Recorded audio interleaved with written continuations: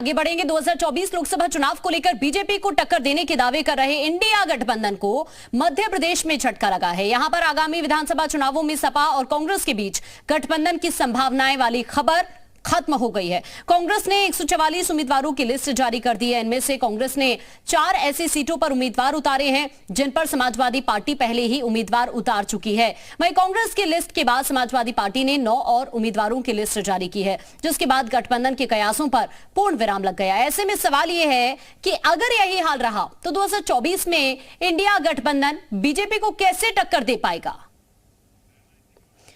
तो अब इसी को लेकर यह बड़ा सवाल इस वक्त बना हुआ है कि अभी से ये तकरार नजर आ रही है गठबंधन में, कांग्रेस में, समाजवादी पार्टी में। तो अब ऐसे में जो आप बात कहते हैं बीजेपी को मात देने की, कैसे 2024 में बात बन पाएगी जब आप मध्य प्रदेश में ही अभी साथ नजर नहीं आ रहे हैं?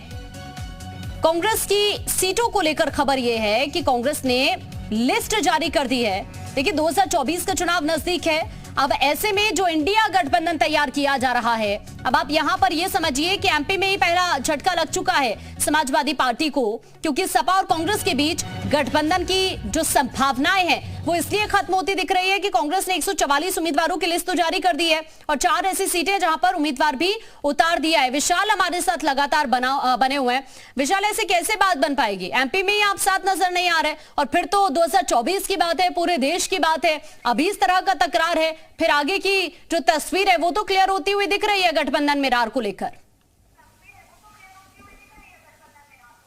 देखिए बिल्कुल, अभी से अगर हम बात करें तो उत्तर प्रदेश चूंकि सबसे बड़ा प्रदेश है और 80 लोकसभा सीटें हैं, और पिछले दिनों जिस तरह से लगातार जो गठबंधन में जो टकराव की खबरें आई हैं, खास तौर से आप देखिए जो एमपी में प्रत्याशी उतारने को लेकर जो आमने सामने समाजवादी पार्टी और कांग्रेस दिखाई पड़ी है, ये अपने आप में फिलहाल जो है इंडिया गठबंधन के आगे के भविष्य पर सवालिया निशान खड़ा करता है। और यही वजह है कि उत्तर प्रदेश की अगर हम बात करते हैं तो उत्तर प्रदेश में लगातार समाजवादी पार्टी इस बात को कह रही है कि पहले कांग्रेस जो है ये बताए कि वो 30 सीटें अगर लड़ना चाहती है तो वो किन किन सीटों पर लड़ेगी, उनके प्रत्याशियों के नाम क्या रहेंगे। केवल लड़ने के लिए टिकट ना लिया जाए, केवल जो है ये ना हो कि उम्मीदवार उतारे, जीतने का क्या कुछ वहां पे आधार है, क्या कुछ समीकरण है, ये ध्यान रखा जाए। तो इन्हीं सब चीजों को लेकर फिलहाल ये कह सकते हैं कि ये पूरा जो पूरा एक सिनेरियो है वो दिखाई पड़ा है। और मध्य प्रदेश में जिस तरह से आपसी खींचतान जो दिखाई पड़ी है, ये भी एक बड़ी वजह है कि आने वाले दिनों में इसका असर भी दिखाई पड़ेगा इंडिया। लेकिन विशाल, ये भी तो देखा जा रहा है ना शुरू से। आप देखिए कि जब भी इंडिया गठबंधन की बैठक हुई है,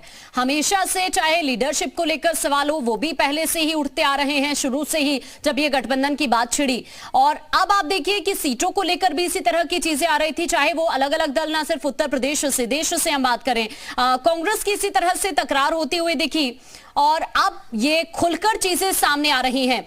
विशाल, आप बने रहिए, मैं आपके पास वापस लौट रही हूं। अभिषेक राय इस वक्त समाजवादी पार्टी से प्रवक्ता हमारे साथ जुड़ गए हैं। अभिषेक जी का रुख कर लेते हैं एक बार, फिर मैं विशाल आपके पास लौटती हूं। अभिषेक जी, ऐसे कैसे बात बनेगी? एमपी में ही तस्वीर दिख रही है, उम्मीदवारों को लेकर तकरार दिख रहा है कांग्रेस और आपके बीच। 24 में कैसे ये गठबंधन काम कर पाएगा फिर? देखिए, कोई टकरार नहीं है, इसमें कोई टकरार वाली बात ही नहीं है। समाजवादी पार्टी के कैंडिडेट यहाँ मजबूत है। समाजवादी पार्टी अपने कैंडिडेट को उतारने का काम कर रही है। कुछ जगह फ्रेंडली फाइट्स हो सकती हैं।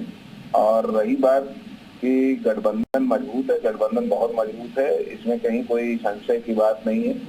देखिए, कहते हैं ना, म्यूचुअल अंडरस्टैंडिंग होती है हर चीज की, और हमें पता है कि हमें किस तरह से सीटें वहां पे निकालनी है। समाजवादी पार्टी का कुनबा लगातार बढ़ता चला जा रहा है और हम अपने लोगों को अपना विस्तार अन्य राज्यों में कर रहे हैं। हाँ, तो लेकिन अभिषेक जी, 4 ऐसी सीटें जहां पर कांग्रेस ने भी उम्मीदवार उतार दिए हैं एमपी के अंदर, आपने भी वहां पर उम्मीदवार उतारे हुए हैं, तो जाहिर सी बात है ना कि आप गठबंधन की बात कर रहे हैं, इंडिया गठबंधन की, कि सभी विपक्षी दल एक साथ होंगे। अब आप समझिए कि यही वो 4 सीटें जहां आपके भी उम्मीदवार हैं, कांग्रेस के भी उम्मीदवार हैं, तो झटका तो आपको भी लगेगा ना, वोट बैंक तो दोनों का ही बढ़ जाएगा। बीजेपी को कैसे टक्कर दे पाएंगे ऐसे? नहीं, देखिए, बीजेपी को तो टक्कर हम दे ही रहे हैं, बहुत मजबूती से दे रहे हैं। और ये कहते हैं ना कि ये हम लोग के बीच में जो समन्वय समिति है वो बैठ के पहले तय कर लेगी, उसमें कोई दिक्कत नहीं है। अभी लोगों ने पर्चा भरा है, हमारे कैंडिडेट अलाउंस हुए हैं और हम मजबूती से वहाँ चुनाव लड़ने जा रहे हैं। समाजवादी पार्टी वहाँ मजबूती से चुनाव लड़ने जा रही है। तो ये सारी चीजें अभी भविष्य के गर्भ में है और सारी चीजें कहते हैं हमारा गठबंधन लोकसभा के लिए हुआ है। मध्य प्रदेश विधानसभा के लिए हमारा गठबंधन किसी से भी नहीं है, और अगर कांग्रेस चाहती है तो कांग्रेस से गठबंधन हो जाएगा, उनसे बातचीत चल रही है। और देखिए किसी भी दिन, आजकल में किसी भी दिन इस पे निर्णय हो जाएगा राष्ट्रीय अध्यक्ष से। जो भी राष्ट्रीय अध्यक्ष का निर्देश होगा उस पर समाजवादी पार्टी के कार्यकर्ता हमेशा काम करेंगे। ठीक है अभिषेक जी, बने रहिए। मैं वापस अभी आपके पास लौट रही हूँ। विशाल भी लगातार हमारे साथ बने हुए हैं। विशाल, सवाल तो इसी बात का, लेकिन अभिषेक जी तो ये क्लियर करते हुए दिख रहे हैं कि देखिए गठबंधन हो रहा है तो लोकसभा चुनाव को लेकर हो रहा है, विधानसभा चुनाव को लेकर गठबंधन नहीं हो रहा है। लेकिन सीधी सी बात है कि प्रेजेंट से ही तो फ्यूचर तय होगा ना विशाल।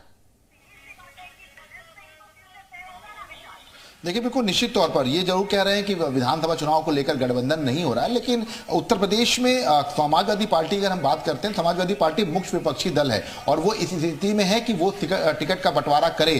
तो ऐसे में कांग्रेस के साथ उसकी इसी विषय पर बात नहीं बन पा रही है, क्योंकि वो लगातार इस बात को कह रही है कि अगर आपको कांग्रेस को सीटें चाहिए तो कितनी सीटें चाहिए। और इसके साथ साथ सबसे महत्वपूर्ण है कि उत्तर प्रदेश में अगर सीटें उनको जितनी चाहिए वहां पर उनके प्रत्याशियों के नाम क्या है, समीकरण क्या है, जीतने के उनके अनुमान क्या है, इस तरह की चीजें बताएं, जिस पर कांग्रेस रेडी नहीं हो रही है। मतलब साफ है कि कांग्रेस ये कह रही है कि राहुल गांधी मल्लिकार्जुन खड़गे केंद्र में हैं, लेकिन अगर हम उत्तर प्रदेश की बात करते हैं तो उत्तर प्रदेश में विपक्ष के तौर पर अखिलेश यादव ही चेहरा दिखाई पड़ते हैं। तो इसीलिए अखिलेश यादव को आगे अगर नहीं किया जाएगा तो शायद इस तरह का जो गठबंधन है ये फिलहाल आगे बहुत दिन नहीं चलेगा, इसमें कोई दो राय नहीं है। क्योंकि एमपी में अगर आप देखिए सब कुछ हो जाने के बाद भी अगर एक सैद्धांतिक होता है कि रायबरेली अमेठी से अगर अखिलेश यादव ये पहले ही कह देते हैं कि हम प्रत्याशी नहीं उतारेंगे कांग्रेस के खिलाफ, तब कांग्रेस को भी अपना दिल बड़ा करना चाहिए था। एमपी में इस तरह की चीजें जो है करनी चाहिए थी कि समाजवादी पार्टी के प्रत्याशी अगर घोषित कर रहे हैं वहां मजबूत स्थिति में थे तो वहां पर जिस भूमिका की आपने बात की उत्तर प्रदेश में, विशाल इसी पर एक सवाल और ले लेते हैं। अभिषेक जी हमारे साथ लगातार बने हुए हैं।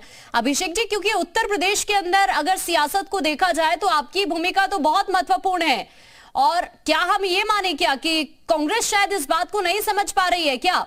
क्योंकि जैसा मैंने विशाल से भी कहा कि प्रेजेंट से तो फ्यूचर तय होता है ना। अगर 24 में आप वो दमखम दिखाना चाहते हैं तो शुरुआत तो अभी से हो जानी चाहिए थी, बातचीत तो अभी से आपकी हो जानी चाहिए थी कांग्रेस से। देखिए हम बहुत सीधी सी बात कह रहे हैं, जो विशाल जी बात कह रहे हैं मैं उनकी बात से बिल्कुल सहमत हूँ। हम प्रमुख विपक्षी दल हैं उत्तर प्रदेश के और हम मजबूती से जनता की बात उठाते रहते हैं।